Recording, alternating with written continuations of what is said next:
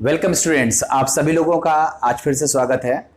बच्चों, जैसा कि आप सभी लोगों को पता है कि हम लोगों ने अपने लास्ट वीडियो में इंटरमीडिएट का तीसरा लेसन स्टार्ट किया था और वो लेसन था सरफेस केमिस्ट्री, या जिसको हम बोलते हैं पृष्ठ रसायन। जिन भी बच्चों ने वो पहला वीडियो नहीं देखा होगा वो मेरे चैनल की प्लेलिस्ट में जा करके पहला वीडियो देख लें, जिससे उनका सीक्वेंस बन जाए कि हम लोग पढ़ने क्या जा रहे हैं। देखो, उस चैप्टर में हमने आपको बताया था कि हम सरफेस केमिस्ट्री के 3 हिस्से कर देते हैं। एक होता है एड्जॉर्प्शन, जिसको हम बोलते हैं अवशोषण अधिशोषण। दूसरा होता है उत्प्रेरण, जिसको हम बोलते हैं कैटालिसिस। और तीसरा होता है कोलाइडी निकाय या कोलाइडल सॉल्यूशन या कोलाइडल सिस्टम।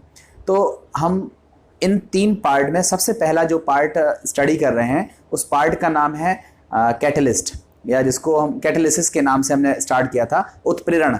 तो देखो, उत्प्रेरण में मैंने इसका फ्लो शीट आपको बना करके बताया था कि हमें उत्प्रेरण में क्या क्या चीज़ें पढ़नी हैं।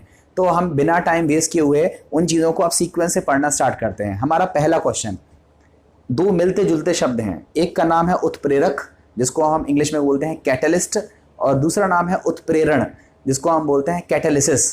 तो क्या डिफरेंस है कैटलिस्ट और कैटालिसिस में? सबसे पहले हम इस क्वेश्चन का आंसर सीखेंगे और इस आंसर में हम कई सारे एग्जाम्पल करेंगे। देखो, आपका काम तो एक एग्जाम्पल से चल सकता था, मगर हम यहाँ पर 6-7 एग्जाम्पल यहाँ पर आपको ले रहे हैं। उसका कारण क्या है कि ये जो 6-7 एग्जाम्पल है, अगर आप इन एग्जाम्पल्स की सही तरीके से प्रैक्टिस कर लेते हो और इन एग्जाम्पल्स को याद कर लेते हो, तो इस पूरे चैप्टर में आपको परिभाषा में बस एक एग्जाम्पल उठा करके, इनमें से कोई एक एग्जाम्पल उठा करके फिट कर देना है, तो आपका आंसर खुद ब खुद सॉल्व हो जाएगा। मैक्सिमम आंसर इन्हीं एग्जाम्पल से हमारे निकल आएंगे। 1-2 एग्जाम्पल हमें एडिशनल तौर पर सीखने हैं, तो वो मैं जब टॉपिक पढ़ाऊंगा तो आपको सिखाता चलूंगा। तो आप सभी लोगों को ये बतौर टॉपिक नहीं सीखना है। आप कहोगे 7 एग्जाम्पल है, हम तो कोई एक याद कर लेंगे। नहीं, आप 7 याद करिए, क्योंकि ये 7 मोस्ट इंपॉर्टेंट एग्जाम्पल हैं और सबके सब ये पूछे जाते हैं। तो आइए हम बात करते हैं आप सभी लोगों से। सबसे पहले हम बात कर रहे हैं उत्प्रेरक और उत्प्रेरण में क्या डिफरेंस है। हमने आपको बताया था कि कोई भी केमिकल रिएक्शन होती है, कोई भी केमिकल रिएक्शन होती है, तो केमिकल रिएक्शन में होता क्या है, रिएक्टेंट या अभिकारक के बीच क्रिया होती है और उत्पाद बनता है। हमने देखा है कि कुछ रिएक्शन स्लो होती हैं, कुछ रिएक्शन तेज होती हैं, फास्ट होती हैं ऑटोमेटिकली, मतलब सेल्फ से। कुछ रिएक्शन स्लो होती हैं, कुछ रिएक्शन ऑटोमेटिकली फास्ट होती हैं। बट कुछ रिएक्शंस ऐसी होती हैं जो वैसे तो स्लो हो रही हैं, उनमें हमने कोई सब्सटेंस बाहर से डाल दिया तो वो रिएक्शन स्पीड में होने लगी। जैसे थोड़ी देर के लिए सोचो, हमने आपसे बोला पढ़ाई करो, आप पढ़ाई करते हो, मगर आपके पढ़ने की स्पीड क्या रहती है, बहुत नॉमिनल से रहती है। 1 पेज पढ़ लिया, 2 पेज पढ़ लिया, घूम टहल लिया, तो अभी आपकी स्पीड क्या है, कम है। बट मैंने आपसे कहा कि कल टेस्ट है, आप पढ़ो, तो आप पता चला जल्दी जल्दी पढ़ने लगे। या कल परीक्षा है, आपको पढ़ना है, तो आप ज़्यादा पढ़ोगे। तो इसका मतलब वो परीक्षा जो है वो आपके लिए कहीं ना कहीं डर का काम कर रही है, या वो आपको प्रेरित कर रही है, कैटलाइज कर रही है कि हाँ हमें पढ़ना चाहिए, और आप पढ़ने लगते हो। द सेम थिंग, कोई रिएक्शन हो रही है, हमने कोई उसमें एडिशनल बाहर से कोई सब्सटेंस डाल दिया मान लो, और हमने देखा कि उस रिएक्शन की स्पीड बढ़ गई या उस रिएक्शन की स्पीड घट भी गई, ठीक है। तो मान लो हमने कह दिया कि परीक्षा आपकी पोस्टपोन्ड हो गई, वो अब 2 महीने बाद होगी, तो आई थिंक जो आप पढ़ रहे थे वो आपकी स्पीड कम भी हो सकती है। तो अगर हम कोई बाहर से कोई सब्सटेंस किसी रिएक्शन में मिलाते हैं और उस रिएक्शन की स्पीड बढ़ जाती है या घट जाती है, तो उस सब्सटेंस को हम बोलते हैं कैटलिस्ट, या उसको हम हिंदी में कहते हैं उत्प्रेरक। और इस घटना को, स्पीड बढ़ने की प्रोसेस को, स्पीड स्लो डाउन होने की जो प्रोसेस है, उस प्रोसेस को हम बोलते हैं उत्प्रेरण। ये डिफरेंस है उत्प्रेरक और उत्प्रेरण में। ये तो हमारी परिभाषा हो गई, आप लिख लीजिएगा। अब हम बात करते हैं इसके एग्जाम्पल की। तो देखो, एग्जाम्पल मैंने इतने सारे लिखे हुए हैं, सारे एग्जाम्पल आपको याद करना है। सबसे पहले हम आपको याद कराते हैं कि देखो, सल्फ्यूरिक एसिड, ये हम आपको पढ़ाएंगे जब हम आपको पी ब्लॉक डिस्कस करेंगे। तो पी ब्लॉक में हम सल्फ्यूरिक अम्ल डिटेल में डिस्कस करेंगे, और सल्फ्यूरिक अम्ल बनाने की जो इंडस्ट्रियल प्रोसेस है, औद्योगिक विधि है, वो 2 विधियों से सल्फ्यूरिक एसिड बनाया जाता है। जो बेस्ट विधि है उसका नाम है कॉन्टैक्ट प्रोसेस, और जो सेकेंडरी तौर पर हम इंडस्ट्री में बनाते हैं उसका नाम है लेड कक्ष विधि या शीश कक्ष विधि। शीश मतलब शीशा, और लेड को हम शीशा भी कहते हैं, इसलिए लेड कक्ष विधि या शीश कक्ष विधि, या कक्ष को बोलते हैं चैम्बर, तो इसको हम बोलते हैं चैम्बर प्रोसेस। तो चाहे चैम्बर प्रोसेस हो, चाहे लेड कक्ष विधि हो, चाहे शीश कक्ष विधि हो, ये कहाँ यूज होती है, सल्फ्यूरिक एसिड बनाने में। और संपर्क विधि भी किसी लिए यूज होती है, सल्फ्यूरिक अम्ल बनाने में। तो आपसे क्वेश्चन ऐसा भी पूछता है कि संपर्क विधि का उपयोग निम्नलिखित में से किस पदार्थ को बनाने में किया जाता है, तो आंसर होगा सल्फ्यूरिक एसिड। ठीक है, तो कई सारे क्वेश्चन यहाँ क्रिएट हो सकते हैं। तो हम बात करते हैं जो संपर्क विधि है, संपर्क विधि से हम सल्फ्यूरिक एसिड बनाते कैसे हैं। देखिए यहाँ पे देखो, हमने क्या करते हैं, SO2 जो सल्फर डाइऑक्साइड है उसकी रिएक्शन, सल्फर डाइऑक्साइड आपको पता है गैस होती है, इसलिए हमने ब्रैकेट में क्या लिख दिया, G। आपको ये कहोगे कि G लिखना जरूरी है, देखो जरूरी तो नहीं है, मगर आप G लिखिए, क्योंकि मैंने आपको बताया कि एग्जाम्पल तो यही है, मगर इन एग्जाम्पल को हम कई जगह यूज करने वाले हैं। तो हमने क्या बोला, सल्फर डाइऑक्साइड गैस है, इसकी रिएक्शन हमने किससे कर दी, ऑक्सीजन से कर दी, ये भी गैस है, और इस रिएक्शन में हमने देखा कि हमारा रिजल्ट क्या बना, 2 मोल्स ऑफ SO3 बना, सल्फर ट्राइऑक्साइड बना, ये भी गैस है, आप लिख देना गैस, हमें रिएक्टेंट से मतलब है। तो SO2 की रिएक्शन O2 से हुई, SO3 बन गया। इस रिएक्शन में हमारा जो कैटलिस्ट होता है, उत्प्रेरक होता है, वो होता है प्लेटिनम। चूंकि प्लेटिनम महंगी धातु है, इसके लिए हम इसके स्थान पर एक नया उत्प्रेरक यूज कर सकते हैं जिसका नाम होता है वेनेडियम पेंटाऑक्साइड। वेनेडियम पेंटाऑक्साइड हो या प्लेटिनम हो, ये किस अवस्था में पाए जाते हैं, सॉलिड स्टेट में मिलते हैं, ठोस अवस्था में मिलते हैं। तो आप बोलोगे इसमें तो सल्फर ट्राइऑक्साइड मिल गया, भाई हमें तो क्या बनाना था, सल्फ्यूरिक अम्ल। तो क्या सल्फर ट्राइऑक्साइड, देखो ये हमारी मेन रिएक्शन है, जो हमारी संपर्क विधि है उसमें मुख्य तौर पर यही बन जाता है, सल्फर ट्राइऑक्साइड। फिर हम क्या करेंगे आगे, इस रिएक्शन को लिखने की आपको जरूरत नहीं है, केवल हम आपको इसलिए बता रहे हैं जिससे आपको यह पता चल जाए कि हाँ इस विधि से सल्फ्यूरिक एसिड बन रहा है। आप कहोगे इस विधि तो सल्फर ट्राइऑक्साइड बन रही है, मगर नहीं, इसको हम आगे प्रोसीड करते हैं। सल्फर ट्राइऑक्साइड गैस को हम किसके साथ रिएक्शन कराते हैं, सल्फ्यूरिक अम्ल के साथ। आप बोलोगे ये कहां से आया, जब हम आपको संपर्क विधि पढ़ाएंगे तो डिस्कस कर देंगे, बट फिलहाल यहां पर सल्फर ट्राइऑक्साइड की रिएक्शन हमने किससे कराई, H2SO4 से, एंड फाइनली हमको मिला H2S2O7, इसको हम बोलते हैं ओलियम। और इस ओलियम को हम मिलाते हैं इसमें वाटर, H2S2O7 में हम मिलाते हैं वाटर अपनी रिक्वायरमेंट के अकॉर्डिंग, और हम देखते हैं कि हमको मिल जाता है 2 मोल्स ऑफ H2SO4। मतलब ये रिएक्शन 1, ये रिएक्शन 2 और ये रिएक्शन 3, इन तीनों रिएक्शनों को अगर हम कंबाइंड करके लिख दें, एक साथ लिख दें, स्टेप 1, स्टेप 2 और स्टेप 3, तो हम देखते हैं कि हमें लास्ट में क्या मिल जाता है, सल्फ्यूरिक एसिड। और सल्फ्यूरिक एसिड बनाने की ये पूरी जो प्रोसेस है, इसको हम बोलते हैं संपर्क विधि। और संपर्क विधि किस चीज को बनाने की विधि है, तो याद रखिए यह सल्फ्यूरिक एसिड को बनाने की विधि है। क्लियर है। अब आप कहोगे क्या सर हमें तीनों लिखना है, नहीं, जब आप उत्प्रेरण वाला लेसन लिख रहे हो तो आपको केवल पहला पार्ट लिखना है, पहली रिएक्शन लिखना है। आप अभी जब आप पहला आंसर लिखोगे, शुरुआत जब करोगे अपने नोट्स को लिखने की, तो पहला तीनों स्टेप लिख लीजिएगा, ठीक है। मगर आने वाले समय में हम केवल ऊपर वाली रिएक्शन लिखेंगे, ये वाली रिएक्शन लिखेंगे, और आपका ये रिएक्शन किस बात का इंडिकेशन है कि ये रिएक्शन कौन सी विधि है, संपर्क विधि है। ये संपर्क विधि की मुख्य अभिक्रिया यह पहली वाली अभिक्रिया ही है। इस अभिक्रिया को आप याद कर लोगे, इसको बोलते हैं संपर्क विधि। दूसरी विधि होती है सल्फ्यूरिक अम्ल बनाने की लेड कक्ष विधि। देखो लेड कक्ष विधि में भी देखो सेम रिएक्शन है, हम SO2 की रिएक्शन कराते हैं, SO2 आपको पता है गैस है, O2 के साथ रिएक्शन कराते हैं, ये भी गैस है, एंड फाइनली आपको मिलेगा 2SO3, ये भी गैस है। इसमें जो हमारा कैटलिस्ट होता है वो ऑक्साइड ऑफ नाइट्रोजन होते हैं, ध्यान से समझिएगा। नाइट्रोजन और ऑक्सीजन के कॉम्बिनेशन से जो बनता है उसको हम बोलते हैं नाइट्रोजन के ऑक्साइड। नाइट्रोजन के ऑक्साइड 5 होते हैं कम से कम, अभी हम पढ़ाएंगे आपको।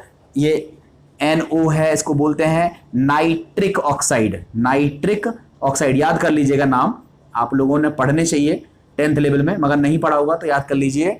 इसको बोलते हैं नाइट्रिक ऑक्साइड। N2O को क्या बोलते हैं, नाइट्रस ऑक्साइड। यही है वो लाफिंग गैस जिसको सूंघने पर हंसी आती है, इसको हम बोलते हैं हास गैस या लाफिंग गैस, ये भी नाइट्रोजन का ऑक्साइड है। इसके बाद है नाइट्रोजन डाइऑक्साइड। नाइट्रोजन डाइऑक्साइड,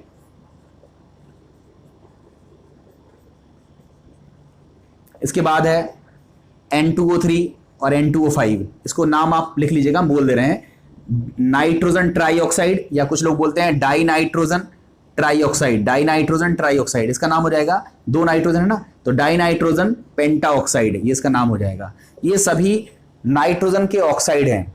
जो हम लेड कक्ष विधि ले रहे हैं उसमें SO2 की रिएक्शन देखो O2 से हो रही है, SO2 की रिएक्शन O2 से हो रही है, बनना क्या है SO3। ये रिएक्शन नॉर्मल वे में स्लो होती है, बट जैसे ही हम इसमें NO मिलाते हैं, NO मतलब नाइट्रिक ऑक्साइड मिलाते हैं, या कहें तो नाइट्रोजन की ऑक्साइड जब हम इसमें मिलाते हैं तो इस रिएक्शन की स्पीड बढ़ जाती है और हमको क्या मिल जाता है सल्फर ट्राइऑक्साइड। और ये सल्फर ट्राइऑक्साइड हम सीधा डायरेक्टली वाटर में डिसॉल्व कर देते हैं, जल में घोल देते हैं, और जल में घोलने पर हमको क्या मिल जाता है सल्फ्यूरिक एसिड। मतलब केवल 2 स्टेप हैं, पहला स्टेप ये और दूसरा स्टेप ये। इन दोनों स्टेप को कंबाइंड वे में हम कौन सी विधि कहते हैं लेड कक्ष विधि। देखो इससे भी सल्फ्यूरिक एसिड बन रहा है, तो सल्फ्यूरिक एसिड बनाने की ये विधि है लेड कक्ष विधि।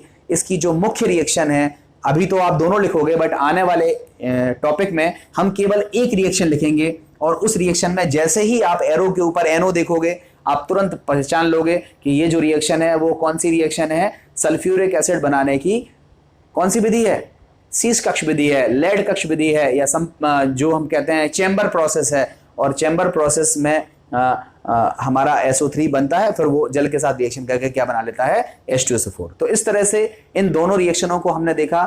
इन दोनों रिएक्शनों में नॉर्मल रिएक्शन स्लो होती है, बट जैसे ही हम प्लेटिनम या वेनेडियम पेंटाऑक्साइड मिलाते हैं या फिर नाइट्रिक ऑक्साइड मिलाते हैं रिएक्शन की स्पीड बढ़ जाती है। तो ये जो पदार्थ हैं ये पदार्थ क्या है उत्प्रेरक हैं। तो आपसे ऐसा भी पूछा जाता है कि सल्फ्यूरिक अम्ल बनाने की संपर्क विधि में कौन सा उत्प्रेरक इस्तेमाल होता है, तो याद रखिए प्लेटिनम यूज होता है, मगर कभी कभी विकल्प में प्लेटिनम दिया ही नहीं होता है, तो फिर कौन सा उत्प्रेरक हमको लिखना है वेनेडियम पेंटाऑक्साइड। बेटर कौन सा है वेनेडियम पेंटाऑक्साइड, क्योंकि ये सस्ता है और इस उत्प्रेरक का हम उपयोग वर्तमान में करते हैं। दूसरा आपसे पूछा जाता है कि लेड कक्ष विधि में कौन सा उत्प्रेरक यूज करते हैं, तो अगर आपके विकल्प में NO दिया है तो आंसर होगा नाइट्रिक ऑक्साइड, ये हमारा आंसर है। कभी कभी NO नहीं होता है, वहां लिखा रहता है ऑक्साइड्स ऑफ नाइट्रोजन, तो ऑक्साइड्स ऑफ नाइट्रोजन 5 हैं, उनमें से इस नाइट्रोजन के ऑक्साइड का हम उपयोग करते हैं सीस कक्ष विधि में सल्फ्यूरिक एसिड को बनाने के लिए। तो ये विधि आप याद कर लीजिएगा। अब हम देखो दूसरा उदाहरण देख लेते हैं। एक है अमोनिया बनाने की हेबर विधि। देखो ये बहुत इंपॉर्टेंट है, 12th क्लास के सिलेबस में है। P ब्लॉक में जब हम आपको पढ़ाएंगे सल्फ्यूरिक एसिड, ऐसे ही P ब्लॉक में हम आपको सिखाएंगे अमोनिया बनाया कैसे जाती है। तो अमोनिया बनाने की एक तो होती है प्रयोगशाला विधि, जो हम लैब में बनाते हैं उसको हम बोलते हैं लेबोरेटरी मेथड, या जिसको हम बोलते हैं प्रयोगशाला विधि। ये भी पूछी जाती है प्रयोगशाला विधि।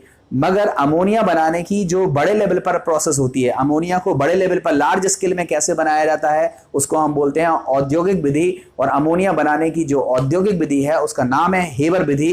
ये बहुत जबरदस्त विधि है। इवन अमोनिया बनाने के लिए हेबर को इस चीज के लिए नोबेल प्राइज मिला, तो कहीं ना कहीं इस रिएक्शन की बहुत बड़ी इंपॉर्टेंस है। क्या वो इंपॉर्टेंस है हम सब बात करेंगे जब हम P ब्लॉक में अमोनिया सीखेंगे। बट फिलहाल हमें याद रखना चाहिए कि अमोनिया बनाने की जो हेबर विधि है उसका इक्वेशन क्या है। मतलब हम नाइट्रोजन गैस की रिएक्शन करते हैं हाइड्रोजन के साथ। आप देखो नाइट्रोजन गैस है, हाइड्रोजन गैस है, इस रिएक्शन में हमको मिलता है अमोनिया। ये रिएक्शन बहुत स्लो होती है, बहुत धीमी होती है। हम इसमें कैटलिस्ट मिलाते हैं, उस कैटलिस्ट का नाम क्या होता है आयरन। कौन सा कैटलिस्ट होता है आयरन। और इसमें एक पदार्थ और भी मिलाया जाता है, उस पदार्थ का नाम होता है MO, जिसको हम बोलते हैं मोलिबेडेनम। ठीक है, तो ये कंप्लीट रिएक्शन है। ठीक है, आपसे पूछा जाता है अमोनिया बनाने की हेबर विधि में कौन सा उत्प्रेरक यूज होता है, तो याद रखिएगा कौन सा उत्प्रेरक यूज होता है आयरन। आयरन है उत्प्रेरक, ये मोलिबेडेनम उत्प्रेरक नहीं है। ये क्या है वर्धक है, प्रमोटर है। ये वर्धक क्या होते हैं हम आगे सिखा रहे हैं इसी टॉपिक में, तो हम आपको तब बता देंगे। बट फिलहाल आप याद रखिए हेबर विधि द्वारा किस चीज को बनाया जाता है अमोनिया को। कैसे बनाया जाता है, नाइट्रोजन की रिएक्शन अगर हम हाइड्रोजन से करा दें तो हमको अमोनिया गैस बनती है। इस रिएक्शन में कैटलिस्ट कौन सा होता है आयरन, और वर्धक कौन सा होता है मोलिबेडेनम। उसके बाद इसमें टेम्परेचर भी लेते हैं, प्रेशर भी लेते हैं, बट टेम्परेचर प्रेशर मेंशन करना अभी हमारी बात नहीं है। हम केवल बात करने जा रहे हैं उत्प्रेरक कौन सा है। तो याद रखिए अमोनिया बनाने की हेबर विधि में कौन सा उत्प्रेरक यूज करते हैं आयरन। इसके बाद एक तीसरा एग्जाम्पल है, इसको भी आप याद कर लीजिए, ये भी बहुत पूछा जाता है। पोटेशियम क्लोरेट का तापीय अपघटन। आपसे क्वेश्चन पूछा जाता है कि पोटेशियम क्लोरेट का तापीय अपघटन करने पर हमें कौन सी गैस मिलती है। तो याद रखिए, पोटेशियम क्लोरेट का अगर हम तापीय अपघटन करेंगे, तापीय अपघटन का मतलब है, तापीय मतलब गर्म करना, अपघटन मतलब टूट जाना। तो किसी पदार्थ को गर्म करने पर यदि वो टूट जाता है, 2 भागों में टूट जाता है, 3 भागों में टूट जाता है, तो उसको हम बोलते हैं तापीय अपघटन। तो यहां पर हम तापीय अपघटन किस पदार्थ का करने वाले हैं? पोटेशियम क्लोरेट का। आप सभी को बता दें कि जो पोटेशियम क्लोरेट होता है उसका जो फॉर्मूला है वो क्या होता है? KClO3। क्या नाम होता है? KClO3। इसको हम क्या बोलते हैं? Potassium chlorate. देखो मैं यहां लिख रहा हूं इक्वेशन, KClO3। KClO3 इसका नाम है, ये सॉलिड होता है, इसका नाम होता है पोटेशियम क्लोरेट, पोटेशियम क्लोरेट। और इस पोटेशियम क्लोरेट को यदि हम गर्म कर दें तो हमको मिल जाता है KCl और ऑक्सीजन गैस। कौन सी गैस मिलती है पोटेशियम क्लोरेट के जल अपघटन से? Oxygen gas. ये रिएक्शन नॉर्मली स्लो होती है, बट जैसे ही हम इसमें एक पदार्थ मिलाते हैं जिसका नाम होता है मैग्नीज डाइऑक्साइड, इस रिएक्शन की स्पीड बढ़ जाती है। ये रिएक्शन में थोड़ा सा गर्म करने पर रिएक्शन फटाफट होने लगती है। इसका मतलब जो MnO2 है वो किसका कार्य कर रहा है? उत्प्रेरक का कार्य कर रहा है। तो तीसरा पॉइंट आप याद रखिएगा कि पोटेशियम क्लोरेट से के तापीय अपघटन में हम किस उत्प्रेरक का उपयोग करते हैं? MnO2 का। और ये MnO2 सॉलिड होता है, सॉलिड है। ये NO जो है वो गैस है, याद रखिएगा, ये अभी जरूरत पड़ने वाली है, इसलिए मैं गैस सॉलिड बता रहा हूं आपको। क्लियर है? तो ये हो गया। अब इसके बाद है पोटेशियम क्लोरेट, चीज आप यहीं सीख लीजिए। जब हम ऑक्सीजन गैस पढ़ाएंगे पी ब्लॉक में तब आपको ये रिएक्शन याद आएगी। इसके बाद है nitric acid. Very most important topic है नाइट्रिक एसिड बनाने की विधि। देखो नाइट्रिक एसिड, जिस तरह सल्फ्यूरिक एसिड आपके सिलेबस में है पी ब्लॉक में, सेम नाइट्रिक एसिड बनाने की विधि है। नाइट्रिक एसिड भी 2 प्रकार से बनाया जाता है। एक का नाम होता है बर्कलैंड आयड प्रोसेस, जो कि ज्यादा अच्छी विधि नहीं है। जो दूसरी विधि है, जो बहुत फेमस विधि है नाइट्रिक एसिड को बनाने की, उसका नाम होता है ओस्टवाल्ड विधि। बहुत पूछा जाता है ओस्टवाल्ड विधि से हम क्या बनाते हैं, तो याद रखिए ओस्टवाल्ड विधि से हम क्या बनाते हैं? Nitric acid. नाइट्रिक एसिड का सूत्र क्या होता है? HNO3। नाइट्रिक एसिड को हम किससे बनाते हैं? ओस्टवाल्ड विधि से। कैसे बनाते हैं उसके लिए देखिए, होते तो टोटल 5 स्टेप हैं, सॉरी 4-5 स्टेप हैं। देखो कौन कौन से हैं उसको याद रखिए। पहले हम अमोनिया गैस है, ध्यान रखिएगा, अमोनिया गैस की रिएक्शन हम किससे कराते हैं? ऑक्सीजन से कराते हैं। अमोनिया गैस की रिएक्शन किससे कराते हैं? ऑक्सीजन से कराते हैं। इसमें कैटलिस्ट का काम कौन करता है? प्लेटिनम। उसके बाद हम 700 के आसपास टेम्परेचर लेते हैं, 700-800 डिग्री सेंटीग्रेड के आसपास टेम्परेचर रहता है, और तब जाकर के हमको मिलता है नाइट्रिक ऑक्साइड। नाइट्रिक ऑक्साइड मिल जाता है और +6 मोल्स ऑफ क्या मिल जाता है? H2O। ये क्या बन गया? अमोनिया की रिएक्शन हमने ऑक्सीजन से कराई, मतलब अमोनिया का हमने ऑक्सीकरण कराया, उत्प्रेरक कौन सा लिया? प्लेटिनम, और तब जाकर के रिएक्शन होती है और हमको क्या मिलता है? NO। अगर हम उत्प्रेरण का उदाहरण लिखेंगे तो केवल इतना रिएक्शन लिखने से हमारा काम चल जाएगा, क्योंकि यही वो रिएक्शन है जिसमें हम कैटलिस्ट का यूज कर रहे हैं। आप कहोगे इसमें तो नाइट्रिक अम्ल बना ही नहीं है, तो नाइट्रिक अम्ल बनाने के लिए हम बाकी के स्टेप लिख दे रहे हैं। शुरुआत में तो आप 5 स्टेप लिखिएगा, मगर आने वाले टॉपिक में हम केवल एक रिएक्शन लिखेंगे, और इस रिएक्शन को देखते ही आप पहचान जाओगे कि ये रिएक्शन कौन सी है? ओस्टवाल्ड प्रोसेस है, ओस्टवाल्ड विधि है। और ये जो ओस्टवाल्ड विधि है वो किस चीज को बनाने में यूज होती है? नाइट्रिक एसिड को बनाने में यूज होती है। अब नाइट्रिक एसिड कैसे बनता है उसको और देख लो आप। ये जो NO बना है, ये जो NO है, इसकी रिएक्शन वायु से होती है, ऑक्सीजन से होती है, और ये ऑक्सीकृत हो जाता है किसमें? नाइट्रोजन डाइऑक्साइड में। NO का ऑक्सीकरण किसमें हो जाता है? NO2 में, नाइट्रोजन डाइऑक्साइड में। ये स्टेप नंबर 2 हो गया। अब ये जो NO2 हमारा बन गया, ये जो हमारा NO2 बन गया, ये अब रिएक्शन करता है जल से, H2O से, और हमको 2 चीजें मिल जाती हैं। एक का नाम होता है HNO3 और एक का नाम होता है HNO2। इसको बोलते हैं नाइट्रिक एसिड। ये तो बन गया, मगर नाइट्रिक एसिड के साथ ही साथ हमें क्या प्राप्त हो गया? Nitrous acid. इसका नाम लिख लीजिएगा, इसको बोलते हैं नाइट्रस अम्ल। तो नाइट्रस अम्ल भी बन गया। अब ये जो नाइट्रस अम्ल हमारा बन गया, HNO2 जो हमारा बन चुका है, ये जो नाइट्रस अम्ल है ये अनस्टेबल होता है, और अनस्टेबल होने के बाद ये अपघटित हो जाता है, इटसेल्फ से अपघटित हो जाता है। तो हमको मिल जाता है नाइट्रिक अम्ल, मतलब नाइट्रस अम्ल के अपघटन से ही हमको क्या मिल जाता है? नाइट्रिक अम्ल और plus nitric oxide plus H2O।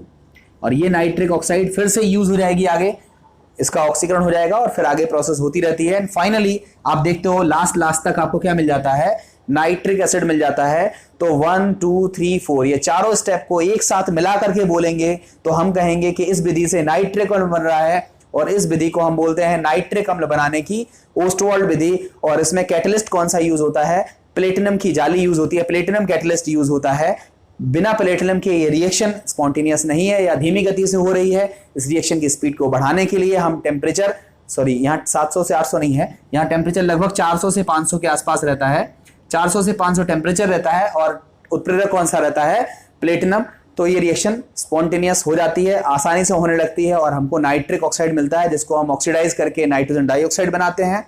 जल के साथ अभिक्रिया करा के नाइट्रिक अम्ल और फिर नाइट्रस अम्ल बनाते हैं। और जो नाइट्रस अम्ल बना हुआ है वो इटसेल्फ ज्यादा स्टेबल नहीं होता है, वो ऑटोमेटिकली डिकम्पोज होने के बाद नाइट्रिक अम्ल में कन्वर्ट हो जाता है और साथ ही साथ एनो गैस मिलती है जिसका हम रीयूज कर लेते हैं और फाइनली हमको नाइट्रिक अम्ल बनता है। और इस विधि को हम बोलते हैं नाइट्रिक अम्ल बनाने की ओस्टवाल्ड विधि, जिसमें उत्प्रेरक कौन सा यूज होता है? प्लेटिनम।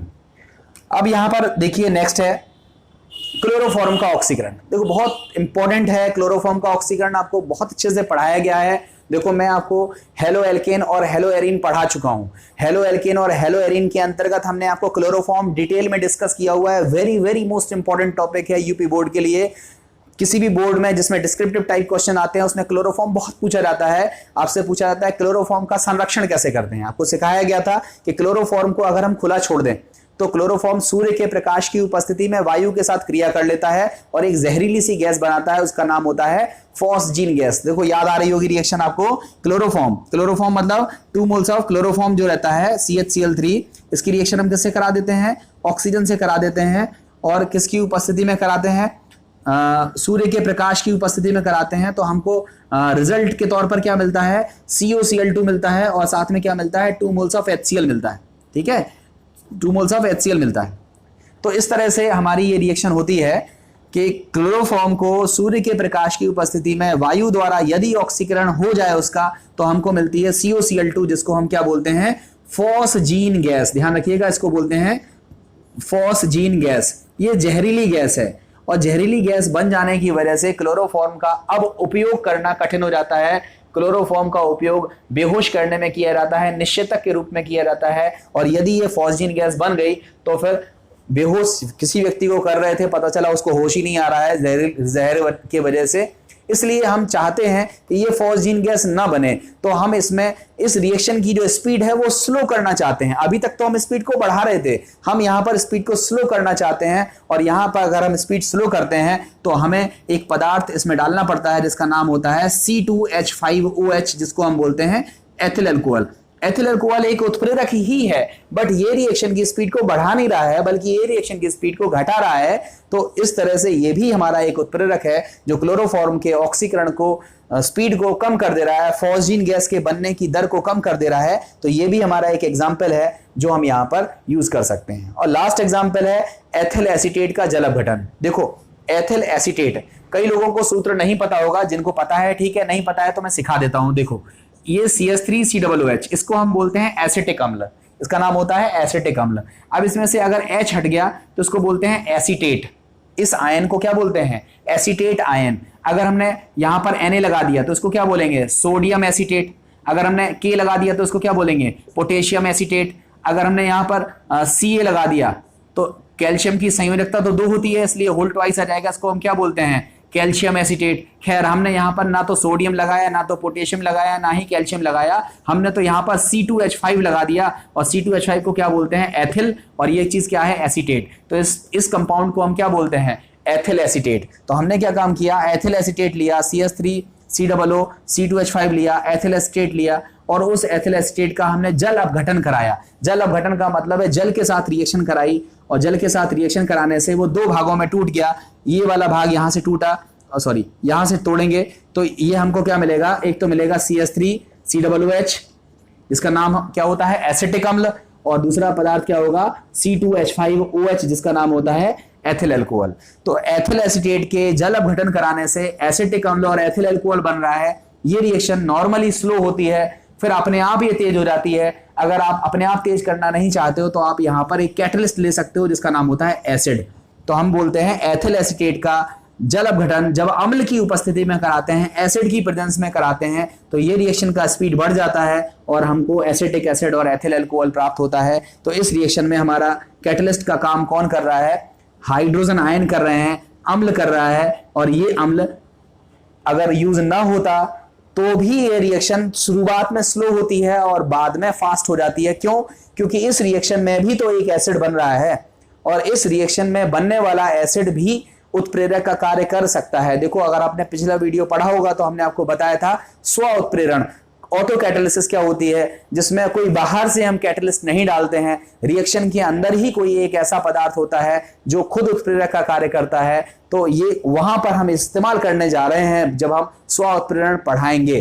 तो आई थिंक आपको इतनी चीजें समझ में आ गई होंगी। तो देखो, ध्यान से समझना बेटा, ये जो पहला वीडियो है, आप कहोगे सर हम भूल रहे हैं, नहीं भूलोगे। आप 4-5 बार लिखोगे, डेफिनेटली कह रहा हूं आप नहीं भूलोगे, मगर लिखो। बट इतनी जो 6 रिएक्शन है, इन 6 रिएक्शन को आप अच्छे तरीके से याद कर लो।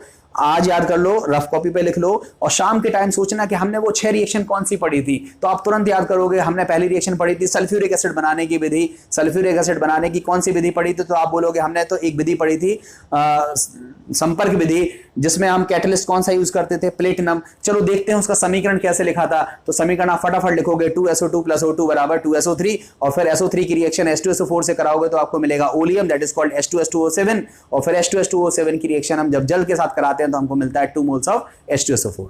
तो इस तरह से आप पहली रिएक्शन याद करोगे ना, सेम थिंग आप याद रखोगे कि यार H2SO4 बनाने की एक दूसरी विधि थी। वो दूसरी विधि कौन सी थी, आप दिमाग लगाओगे, आप सोचोगे तो आप तुरंत पहचान जाओगे कि वो दूसरी विधि कौन सी थी, शीश कक्ष विधि थी। और शीश कक्ष विधि को हम बोलते हैं लेड कक्ष विधि, या इसको हम बोलते हैं चैम्बर प्रोसेस। और इसमें कैटलिस्ट कौन सा यूज करते हैं, NO यूज करते हैं। उसकी रिएक्शन आप प्रैक्टिस करोगे। उसके बाद ये बाकी जो रिएक्शंस हमने लिखी हैं, इन सभी को आप मेमोराइज करने की कोशिश करोगे। सुबह पढ़ोगे, शाम को मेमोराइज करोगे, और अपने नोट्स को, वीडियोस को आप 1 बार 2 बार रिपीट करके अच्छे से देख लोगे तो आपको ये 7 रिएक्शन याद हो जाएंगी।